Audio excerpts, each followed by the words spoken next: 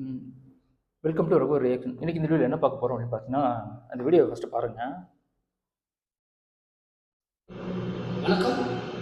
நான் நகைச்சுவை ஸ்டண்ட் நடிகர் முத்துக்காளி. கீழ்ப்பாக்கம் கேஎம்சியில் வந்து எனது மனைவி பெயர் மாலதி. யாரும் தெரியுங்களா? அதை நம்ம முத்துக்கால சார் இருக்காங்களே, அதான் காமெடி ஆக்டர். ஆக்சுவலாக அவர் வந்து ஸ்டண்ட் பண்ணணும்னு தான் வந்து சினி ஃபீல்டுக்கு வந்து அப்படின்னு சொன்னார். அதை பற்றி நம்ம எப்பவுமே பேசுவோம். இப்போ என்னன்னு பார்த்தீங்கன்னா, அவங்களோட மனைவி வந்து மாலதி, எங்கள் வயசு 47. கீழ்ப்பாக்கத்தில் இருக்கிற கேஎம்சி ஹாஸ்பிட்டல் தான் அட்மிட் பண்ணியிருக்காராம். அவங்களுக்கு தலையில் வந்து ரத்த கசிவு ஆச்சான். அதனால் என்ன பண்ணியிருக்காங்க, அதுக்கு ஆப்ரேஷன் பண்ணணும் அப்படின்ட்டு அங்கே தான் அட்மிட் பண்ணியிருக்காரு. அட்மிட் பண்ணி அதுக்கப்புறம் அதுக்கான ஆப்ரேஷன் வந்து பண்ணியிருக்காங்க. பண்ணி 17 நாள் ஆகுதான். இப்போ என்ன பிரச்சனை அப்படின்னு பார்த்தீங்கன்னா, அதனால் தொற்றுலாம் வரல. அந்த மாதிரி தொற்று ஆகி அவங்களுக்கு மூச்சு விட முடியலையாங்க. அந்த ஆப்ரேஷன் பண்ணது தொற்று ஏற்பட்டு மூச்சு விட முடியாமல் ரொம்ப கஷ்டப்படுறாங்க. ஒரு 17 நாளாக தனி மனுஷனாக வந்து நான் போராடிட்டு இருக்கேன், எனக்கு ரொம்ப கஷ்டமாக இருக்குது. அதனால வந்து தமிழகத்தோட சிஎம், அதாவது தளபதி விஜய்னா அவங்க வந்து உதவி பண்ணணும் அப்படின்னு கேட்டிருக்காரு. இந்த வீடியோ வந்து கண்டிப்பாக எல்லாருக்கும் போய் சேரணும். கேட்கும்போது ரொம்ப கஷ்டமாக இருக்குங்க. மனைவி தான் எல்லாமே. என்னென்னா, ஆக்சுவலாக இவர் விஷயம் வந்து சொல்லிட்டேன் என்னன்ட்டு. இப்போ இவர் பார்த்தீங்கன்னா, ஸ்டண்ட் மாஸ்டர் ஆகணும் தான் வந்து சினி ஃபீல்டுக்குள்ளேயே வந்தார்.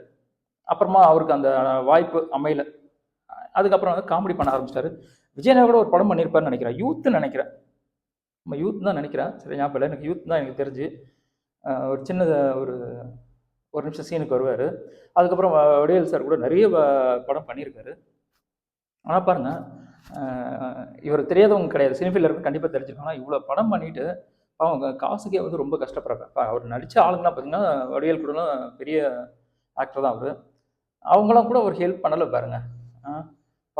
உண்மையிலேயே வந்து இந்த மனுஷங்க இருக்காங்களே, உண்மையிலேயே ரொம்ப மிருகங்களோட ரொம்ப ஆபத்தானவங்க இந்த மனுஷங்க. ஏன்னா மிருகம் வந்து ஒரே ஒரு வேலை, ஆனால் மனுஷங்க எந்த நேரத்துக்கு என்ன பண்ணுவாங்கன்னே தெரியாது.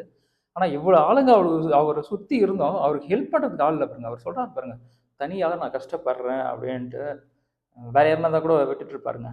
ஆனால் கட்டின பொண்டாட்டிங்க எப்படிங்க விட முடியும்? எப்படியாவது உங்களை காப்பாற்றி ஆகணும் அப்படின்ட்டு. ஏன்னா வந்து ஒரு மனுஷன் எப்போ அனாதை ஆகிறான்னா, பெற்ற பசங்க விட்டு போகும்போதோ, இல்லை பெற்ற பொண்ணு விட்டு போகும்போதோ, இல்லை கூட பிறந்தவங்க, நம்ம அம்மா விட்டு போகும்போது, அப்பா விட்டு போகும்போது அனாதை ஆகிறது கிடையாதுங்க. நம்மளை கட்டின பொண்டாட்டி விட்டு போகும்போது கண்டிப்பாக அனாதை. அப்போ தாங்க ஒரு அனாதை அப்படின்போது அப்போ தான் ஃபீல் பண்ணுவாங்க. அம்மா அப்பாலாம் இல்லாமல் எனக்கு அம்மா அப்பா இல்லைடா அப்படின்னு சொல்லிடுவாங்க. ஆனால் கட்டின மனைவி வந்து போயிட்டாங்கன்னு உண்மையிலேயே அன்றைக்கி தான் ஒரு அனாதை. சினிமா துறையில் எவ்வளோ இருக்கிற ஆக்டரில் இவரையும் வந்து தெரியாத கிடையாது. இவ்வளோ இருந்து அவர்கிட்ட பாருங்கள், பண வசதி இல்லை.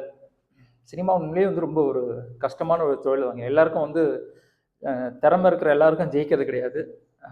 அதுக்கு வந்து திறமை மட்டும் பத்தாது, அதிர்ஷ்டமும் வேணும். ஏன்னா பல துறைக்கு, சில துறைகளுக்கு வேணால் திறமை போதும். ஆனால் சினிமாவை பொறுத்த வரைக்கும் திறமை மட்டுமே முக்கியம் கிடையாது, அதுக்கான அதிர்ஷ்டமும் இருக்கணும். இந்த வீடியோ பார்க்குற அந்த அவருக்கு சினிமா கலைஞர்கள் யாருன்னா இருந்தால் கண்டிப்பாக அவருக்கு வந்து உதவி பண்ணுங்கள். அவர் சொல்லும் போது வந்து ரொம்ப கஷ்டமாக இருக்குது. நம்ம எப்படி நம்மளெல்லாம் சிரிக்க வச்சார், இப்போ அவர் வந்து அழும்போது பார்க்குறதுக்கு ரொம்ப கஷ்டமாக இருக்குது. அவரோட நகைச்சுவைலாம் பார்க்கும்போது உண்மையில் ரொம்ப சிரிப்பாக இருக்கும் அவர் பண்ணுற விஷயம்லாம். அப்படிப்பட்ட ஒரு நகைச்சுவை பண்ணுறவங்க வந்து நம்ம முன்னாடி நிற்கிறாங்க, ஹெல்ப்புக்காக நிற்கிறாங்கன்னும் போது அது எவ்வளோ பெரிய ஒரு மன வருத்தமான விஷயம். பார்க்க வந்து கஷ்டமாக இருக்குது. வடிவேல் சார், நீங்கள் என்ன தான் மேபி வந்து எங்கள் வேலை செய்கிற இடத்துல மனஸ்தாபம்லாம் இருக்குங்க, எல்லாமே போகாதுங்க, சரிங்களா? அதனால் வந்து அந்த கோபம் அன்றைக்கி தான் இருக்கணும். உண்மையான கோபம் அப்படி தாங்க. உண்மையாக நம்ம ஒரு மேலே அன்பு வச்சுன்னா அந்த கோபம் அப்போ தான் இருக்கும். அதுக்கப்புறம் மறந்து போயிடும். அவங்களுக்கு என்ன பிரச்சனைன்னு தெரில. பட் அப்படியே எதனா பிரச்சனை இருந்தாலும் இந்த விஷயத்தில் அவர் பார்க்காதீங்க. கண்டிப்பாக அவருக்கு வந்து ஹெல்ப் பண்ணுங்கள். அவர் சிஎம் கேட்டுற விஜயனா கிட்ட அந்த வீடியோ போகணும். ஏன்னா வந்து போகுமான்னு நம்மளுக்கு சொல்ல முடியாது. ஏன்னா வந்து 8 கோடி பேர் இருக்காங்க தமிழ்நாட்டில். எல்லாரோட விஷயமும் அவங்க ஒரே நாளில் போகணுன்னா ரொம்ப கஷ்டம். ஏன்னா இப்போ அவருக்கு டைமும் கிடையாது. அவங்களுக்கு ஆப்ரேஷன் பண்ணி 17 நாள் ஆகுது. அவர் ரொம்ப சொல்லும்போது ரொம்ப கஷ்டமாக இருக்குது. இவ்வளோ படம் நடித்து பாருங்கள், கவர்மெண்ட் ஹாஸ்பிட்டல் அதுமாரி ட்ரீட்மெண்ட் பண்ணுற அளவுக்கு இருக்காங்க. அதனால் வந்து யாரையும் வந்து நம்பாதீங்க, ஒரே தொழிலை நம்பாதீங்க, எப்பவுமே சேஃப்டியாக இருங்க, அது ரொம்ப முக்கியம். பட் விஜயநாத் வீடியோ பார்த்தா டெஃபினட்டாக ஹெல்ப் பண்ணுவார், அதில் மட்டும் மாற்றமே கிடையாது. ஏன்னா ஒரு ஆட்சி வந்தோன்னா நிறைய விஷயம் மாறி இருக்குங்க. 5 வருஷம் முன்னாடி ஆண்டவங்க பண்ணாதெல்லாம் 5 நாளில் பண்ணியிருக்காரு. உண்மையிலேயே வந்து கிரேட் தான். அந்த மாதிரி ஒரு சிஎம் வந்து எப்பவுமே வந்து எத்தனை வருஷம் ஆனாலும் சரி, அவர் ஒரு 50 வருஷம் ஆண்டா போதுங்க. ஜாஸ்திலாம் நான் எப்பவுமே கண்டுபிடிக்கிறேன். ஒரு 50 வருஷம் இதே மாதிரி வந்து அவர் ஆட்சி பண்ணால் போதுங்க. அதுக்கப்புறம் ஓரளவுக்கு தமிழ்நாடு வந்துடும். அதுக்கு யாருன்னா ஒருத்தர் வருவாங்கன்ற நம்பிக்கை இருக்குது. 50 வருஷம் கடவுளுக்கு நல்ல ஒரு ஆயுளை கொடுக்கணும். அந்த மாதிரி ஒரு மனுஷன் வந்து அதனால் வந்து கண்டிப்பாக அவர் ஹெல்ப் பண்ணுவார். அதில் எந்த ஒரு மாற்றமும் கிடையாது. இவரை பற்றி பேசணும் அப்படின்னு தோணுச்சுங்க. பார்க்கும்போது ரொம்ப கஷ்டமாக இருக்குங்க. அதுதான் அவரை பற்றி பேசினேன். மறுபடியும் எதனா ஒரு அடுத்த ஒரு வித்தியாசமான சந்திக்கிறேன். அதுக்கு உங்களுக்கு டாட்டா பை பை.